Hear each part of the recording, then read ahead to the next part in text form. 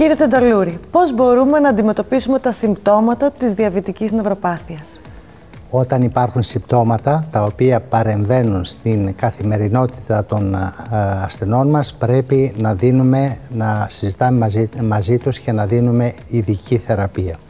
Υπάρχουν πολλά φάρμακα τα οποία έχουμε στη διάθεσή μας για την επώδυνη διαβητική νευροπάθεια.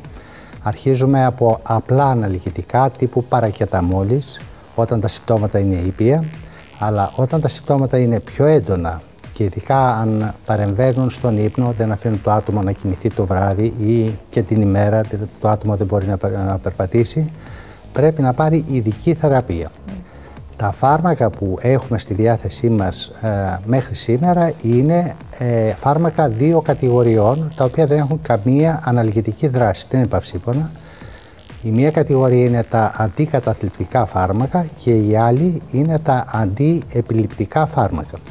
Πρέπει βέβαια όταν τα δώσουμε στους ασθενείς να τους πούμε ότι δεν τους δίνουμε αυτή τη θεραπεία γιατί έχουν κατάθλιψη ή επιληψία, αλλά γιατί αυτά τα φάρμακα έχουν ειδική δράση στον νευροπαθητικό πόνο. Εάν θέλουμε να κάνουμε αιτιολογική θεραπεία της νευροπάθειας, πρέπει να χρησιμοποιήσουμε σκευάσματα όπως είναι το Nevralip, το α-λιποϊκό οξύ βραδίας αποδέσμευσης, το οποίο έχει μελετηθεί σε πάρα πολλούς ασθενείς, έχει δώσει πάρα πολύ καλά αποτελέσματα τόσο στην ανακούφιση των ασθενών με επώδυνα συμπτώματα, όσο και στην αναστολή της εξέλιξης της διαβητικής νευροπάθειας. Είχαμε την ευκαιρία να κάνουμε μια κλινική μελέτη στο Λαϊκό Νοσοκομείο, στο Πανεπιστήμιο της Αθήνας, στην Ιατρική Σχολή.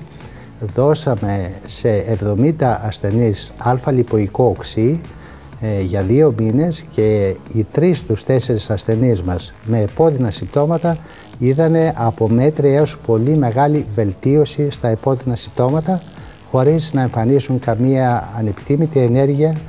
Και το α-λιποϊκό οξύ είναι ένα φάρμακο το οποίο δεν έχει καμία αλληλεπίδραση με άλλα φάρμακα που μπορεί να παίρνουν τα άτομα με διαβήτη.